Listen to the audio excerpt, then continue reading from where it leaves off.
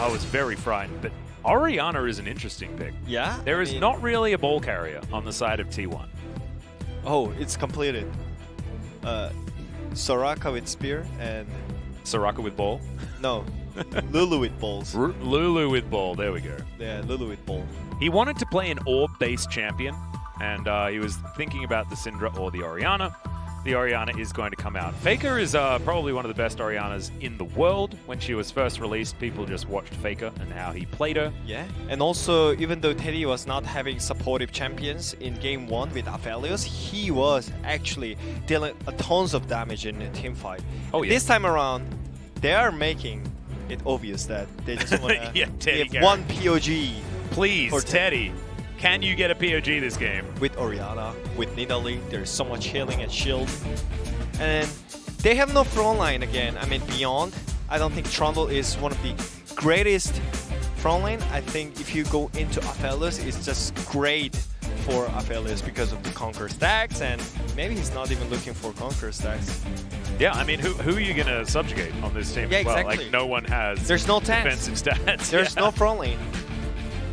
But the poke is insane. Yeah. From T1. And the one thing I really like about this is that when you talk about poke compositions, what you require is like your siege potential, things like that. Orianna sieges very, very well because she has so much control of the area with the orb. Also a lot of wave clear as well, and can get priority in that mid lane, as Zoe's going to have a rougher time. Certainly is going to be fine for Kuzan, but you're not exactly going to be hard shoving and then going into Fog of War and looking for these bubbles. Yeah. And this time around, it's just special for Dynamics that they have to be really like proactive on the bot lane. Lands. Feels good, man. Yeah. Just need to be really proactive on the bot lane, by the way. They were just farming with Ezreal and Bard. Bard was not roaming at all last game, by the way. Yeah, no, it's bad news. Not able to get enough meeps. I mean, especially this matchup on mid lane. They need support. They need jungle to move towards mid lane, especially when you're playing Orianna, this kind of champion. So I think the main events are gonna on the mid lane in this game. Especially from Bard, I think he needs to make some good plays from early game. Well, Faker's taken Scorch. He's sinning a little bit here on this Orianna, wanting to make sure that he has as much power in the early stages as possible up against this Zoe. Kuzan not taking the more aggressive choice that we saw yesterday, as... Oh, wow, okay, so we've switched it back again. Aphelios, now that he's another nerf deep, he's actually winning. Yeah, at 10.12, I think Ezreal was winning against Aphelios, but this time around, nerfed Aphelios is winning against Ezreal, and just shows that I think composition is a little bit more important. Yeah, I mean, than just the matchup. I mean, that champion is just so stupid. Yeah, it's not balanced. It has everything. I mean, he is like 17 champions in one. Yeah, and I think all the Garen players are just crying with one sword, while Aphelios is having 5 different weapons. Well, you can see Canna's got a pretty good win rate, 100%. I don't know whether you can get better than that. Actually, you can't. He just needs to get a better KDA. That's the only way that he can improve. Rich, though, is certainly a dominant Lucian player. Yeah, and Lucian got buffed as well. Yeah, 100 extra range on his Q. That's I mean, it's actually kind of huge, though. Like, his harass is definitely much better, yeah. Yeah, because like in lane, it was actually hard to hit your Qs without your dash, right? But this time around, it's way more easier, so you can lead the laning phase. But I think, yeah, again, Lucian doesn't matter on the top lane because I don't think he's gonna get solo kills by himself. So I think they just need to make some mid pressure from Bard moving towards mid lane, because that's why Bard is existing for the game. He is one of the best champion when it comes to like mid skirmishes in the early game. And he is playing Hot Cocoa Bard as well, and Hot Cocoa Bard is absolutely the best Bard. As deokdam gets absolutely destroyed by Teddy, Lands everything that he needs to. Thankfully, speaking of the hot cocoa, he's just going to be able to take a sip and get a bit of his health back. Dynamics just casually winning in this early game this time around. It was T1 doing that in the laning phase in game number 1, so definitely looking better. A lot of that has to do with Rich and smashing the top lane. I feel like they're just taking it slow, T1. Oh yeah, they may as well do that. Yet again, their scaling is still very, very good. Better. Yeah, especially compared to Dynamics comp, who have gone even further into the art of sinning, as our friend LS would say. But I think it's harder than the last game because like Corki and Aphelios could just farm it up.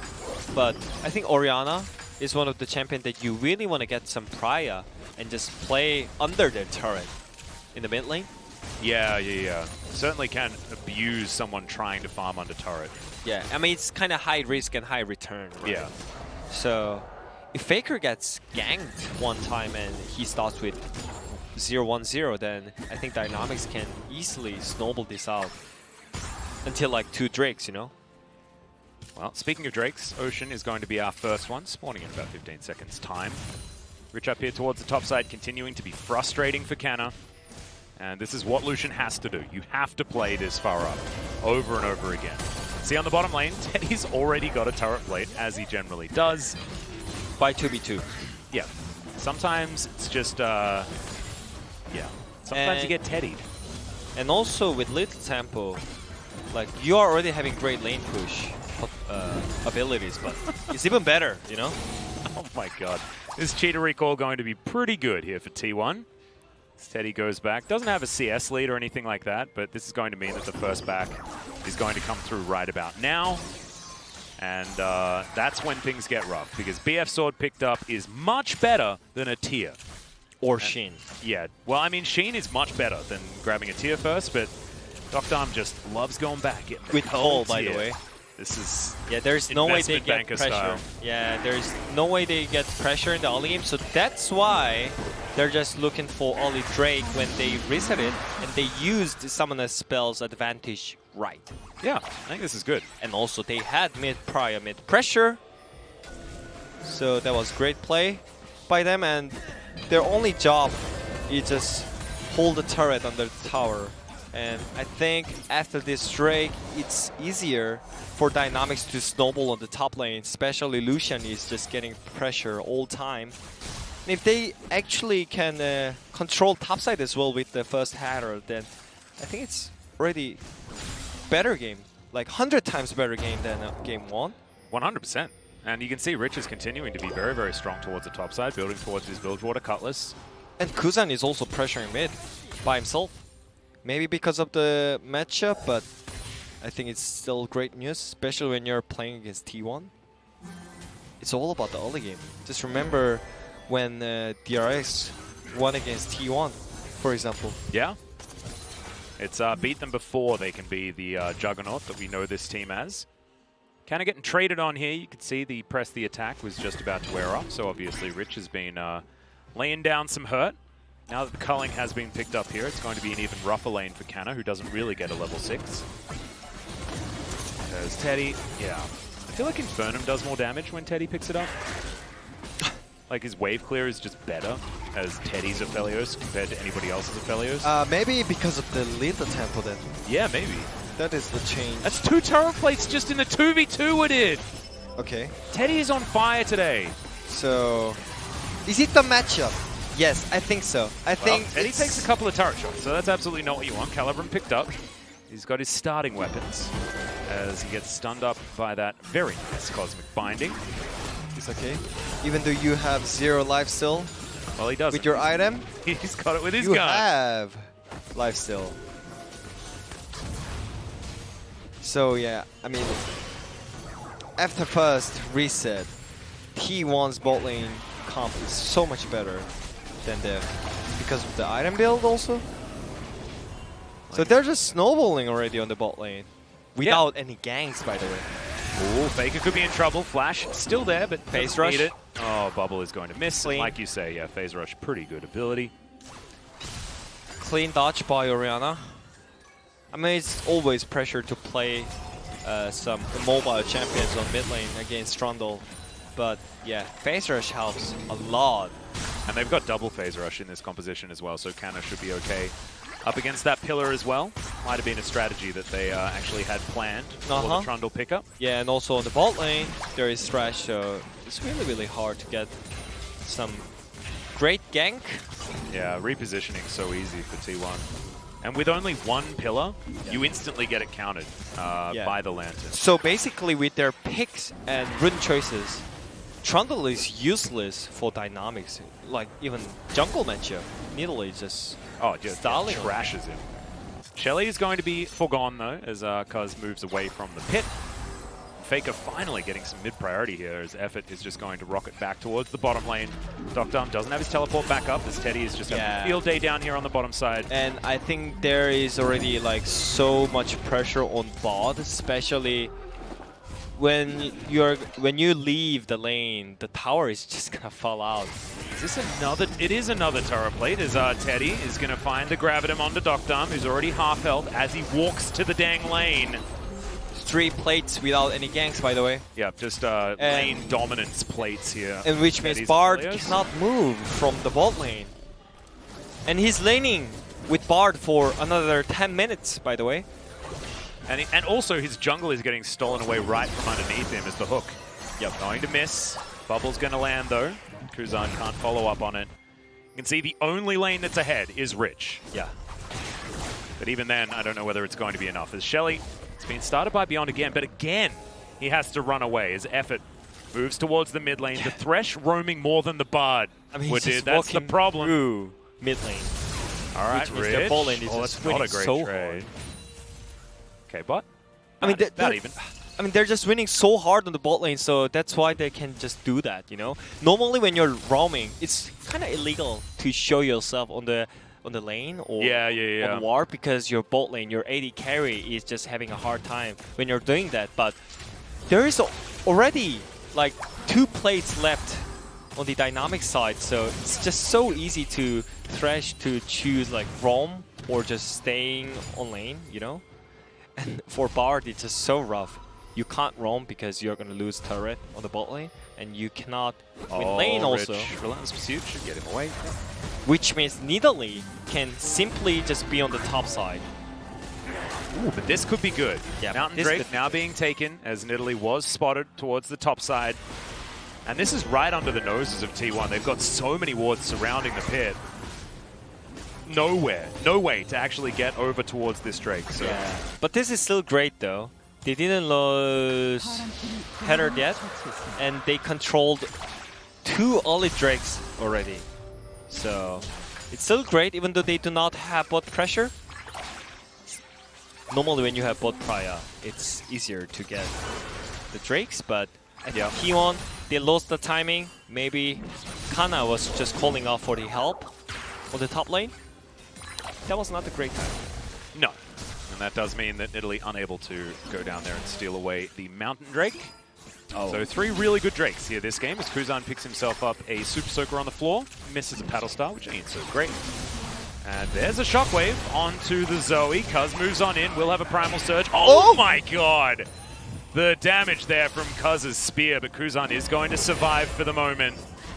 Has his teleport back from his unsealed spellbook as Teddy moves on down, wants another turret plate. 12.5 minutes into this game, he's still got a bit of time to just eradicate all of the plates here. Is he just gonna get it? Yeah, is he just looking for it? Okay, Moonlight Vigil did come down. Cuzz looking for deokdam as the Tempered Fate is not going to happen because Pounce is an ability that GuGer forgot about.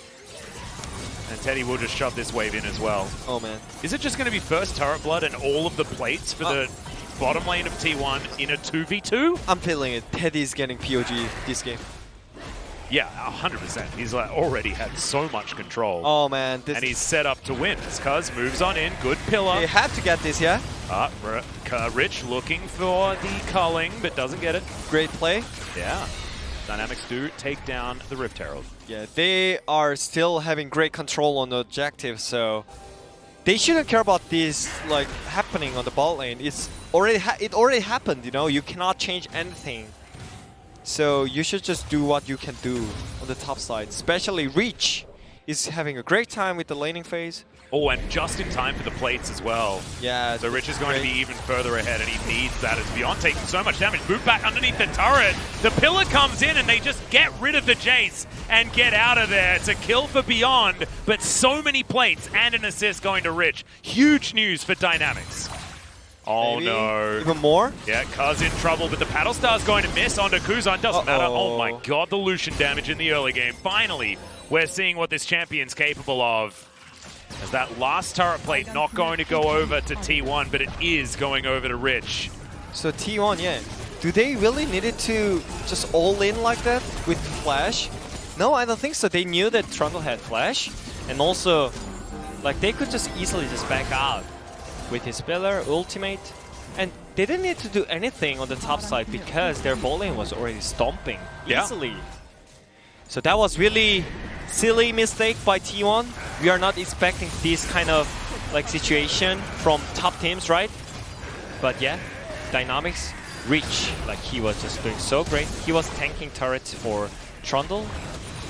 The timing on him picking up the turret aggro was also fantastic. Yeah, and also Kuzan moving towards top side to snowball even farther. Man, Rich is going to be a very, very scary Lucian. We might actually see what top Lucian is supposed to do in this game. He has so much money. I'm still scared though. Yeah, I know. It's all about team fight, right? Even though like Lucian is so far ahead in lane, if he fails one time in the team fight, then he's gonna just get erased in game. You know? So I think it's still there is so many tasks that he have to do in this game. Like he needs to like pressure really hard in the side lane, and also he needs to control the team fight. It's hard, but they have Ezreal and Bard, which is just so mobile and hard to get engaged on. So I think it's easy to set up the side lane pressure. So I think it's still doable. We'll see whether he can actually make it work. Has shoved the wave underneath this inner turret, as you can see, and look at all the vision available for Dynamics. So this Lucian can continue to put pressure on the Canna. Yeah, when you think about it, they have really great comp for the poke. They have Trundle, they have Ezreal Zoe. Yeah, it's like poke comps on both sides, where it's a poke off between these two teams, because you know Nidalee and Aphelios pretty good at poke, and Jayce needs no introduction for that either. So it's just poke champions everywhere for both teams. Yeah, but I think this time around it's better for Dynamics because they are controlling through mid because of the Lucian pressure on the side, right? He is moving first with pushing. He's not losing anything. He's clearing up with vision. All 5 members are here. Aphelios still walking from base as T1 might give They're over forcing Soul Point. Cuzz wants to get into the area, but I don't know whether he's going to be able to as the bubble is going to miss. I think it's too late. Yeah, T1 have to give this one up. So Soul Point over to Dynamics. This is gigantic for their map pressure. So it feels like T1 is lost from last Drake, like second Drake, because there was no reason to just give up the Drake as well, you know? And third Drake, because of that, I feel like they lost the timing, you know? Yeah. So the second Drake was really huge that the Nidalee was on the top side. Even though their top needs some help, it was not a great timing. That is snowballing so hard, and I think that was not planned for T1 to just give up 3 Drakes in a row. Especially when you have Nidalee and Jayce on the top side. Well, Canna is trying to defend, but half the health bar of the turret is going to be taken here by Rich on one push. He's currently close to 1.5k gold in the lead, and even Beyond is ahead.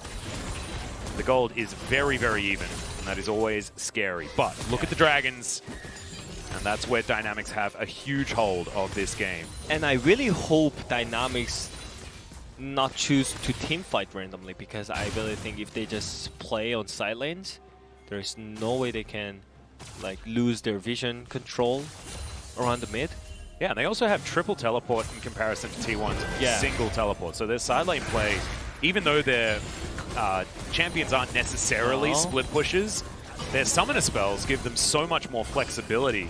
I mean, yeah, maybe Zoe can have some hard time in the side lane, but you are playing as Orianna, so I don't think it's gonna be a problem. And also Beyond is helping him pretty well with vision, so Kuzan is having easier time on the side lane, and Faker, I don't think he is able to just step up over the half lane. So he's just grouping mid, and Teddy is just going top side. Yeah, just get more and more farm. I guess. I mean, it's just so hard to just step up, you know? Like, you're a mobile champion. And Cuzz will find Kuzan here. Teddy's got Draven Cog. Definitely scary if you're going to get into melee range, but Zoe does not want to do that. Teddy will eradicate that minion wave. The wave continues pushing forward. Over 10 CS per minute here for Teddy once again. Same can be said for Faker, both of them farming very well as per usual. They can simply force T1 to just come out for the 4th Drake because it's already soul point. Yeah, and so Infernal Soul is just nutty. They don't need to fight Shockwave gets the flash out of GuGer. Lucian is not pushing bot lane. I mean, he's just stepping in, so they decide to fight here. Yeah, Teddy does have the perfect guns for this one. It's just a leash. Rift Herald is going to be secured here by Beyond. Good teleport from Rich. Gets him into the area. Now he's going to go back to split pushing most likely and has his item spike completed already. Black Cleaver into the Blade of the Ruin King, and this is on a good clip for the top lane Lucian. That could be really huge bait by T1 if they could get Herald in time, but that TP ended up really great TP, as you mentioned. And sometimes these TPs from side laners don't work out, right? Yeah, I mean, it feels like you're wasting it, and we've seen a lot of them go wrong. Yeah, I thought it was wasting. Yeah. That Herald was just way too low, you know? But that ended up really well, and also... This is crazy though with it, because now you've got Dynamics hitting item spikes exactly where they need to. We've got a minute and a half left on this Drake, and you've got Black Cleaver Blade of the Ruin King, perfect for Rich. You've also got the Mirror Mana Transformation and the Iceborne Gauntlet. Yeah, and also problem of this is T1 was having hard time on the pushing first mid turret because they are playing against Ezreal and also getting pressured on 2 side lanes, right? So they need some tools, they need some method to just break through that kind of situation, right? And Herald is one of the great tool for T1, but they lost it. So I think it's even worse. Well, 40 seconds on this Infernal Drake, and T1 are putting in the effort to get the vision around this Drake area. Canna needs to be set up to get poke. Yeah, that's what this composition does best. They have a lot of methods, dynamics. They can just push mid, they can just go for Drakes. This might be a little bit early. Yeah, on the Rift Herald, but I think they are 17 looking for seconds. Just mid turret, I guess. Maybe a bit earlier, but Rich is dashing in. Oh no, that's good pillar. Cuzz gonna flash out of the way. The Tempered Fate though is Shock Blast goes wide. Shockwave still available, of course. As Cuzz, oh my god, that poke damage. He's got the Primal Surge. They do have ways to get their health back as Teddy diving on top of Kuzan. He gets the grab on him as Canna dives on top of him. Cuzz has to get out of the way, and Faker is eliminated immediately as this poke is just nutty out of Dynamics. This could just be Infernal Soul locked away, and it is. T1 have no way to fight. Simply, I just don't know what they're doing. I mean, it's just snowball from second Drake, right? Yeah. All from that. Because of that, they lost tempo, they lost second Drake, and because of that, they lost third Drake and fourth Drake. And it's already... Well, this is Infernal Soul. I mean, if Dynamics are going to win the game, this is absolutely what they needed. Now they still need to win the next couple of team fights as well. Yeah. I mean, it was really great play by Kuzan. He was just zoning all the members from T1. And yeah, that CC chain could land on Zoe as well. But yeah, Kuzan is just having a best time against Faker. His match history against Faker is not great because of the Jinner time. Yeah, and the Genji time. Yeah, in a period where T1 did have the better of them. So we'll see whether Kuzan is going to continue to play well. So it seems like it's all about Teddy now. Canna does get the jump onto Rich here, but Rich is just stronger. Gets slowed down, flashes forward, all too easy solo kill onto the king of solo kills by Rich. Yeah. I think T1 is just falling. I think they're realizing that things are a little bit too rough. And I don't think I would have ever picked a fight with a guy that is way ahead of you. You're 0-1-0. He has Infernal Soul. Like that's a losing fight right there, as the hook is going to land onto Kuzan, Tempered Fate lands onto Cuzz. Teddy wants to get a rev up, and now he's going to jump on in. That is a solo Shock Blast, and actually, Shockwave, sorry, but it actually moves him out of the way of the Moonlight Vigil as Teddy just gets obliterated by deokdam. That burst damage was nuts. Out of the Ezreal, Effort now having to run away from GuGer. It's supportive combat towards the top side, but in mid lane, Faker has to run to the hills. deokdam, if he manages to find himself a Mystic Shot onto Effort, it's going to be a lot of trouble there for the Thresh. It's not going to worry about it as Dynamics have their eyes on the Baron. Yeah, Dynamics, they just used a lot of good tools and Good sidestep there from Effort. Did have some vision available. And I think, yeah, the game is getting harder. Is there a way they can steal a Nashor here? Well, not without Cuzz, but Cuzz is dead for another 4 seconds. Baron is going to be taken. No, King's Tribute gets beyond a whole bunch of help. I feel like this game is over. I think so too. I think, like, where do you draw the line, right? As he was actually pinging summoner spells while he was solo killing Canna right here. 이지하지. He's real scared. Yeah, he said 전판도 내가 이겼단 말이지. easy. And also last game I won, so haha. he just said it, by the way.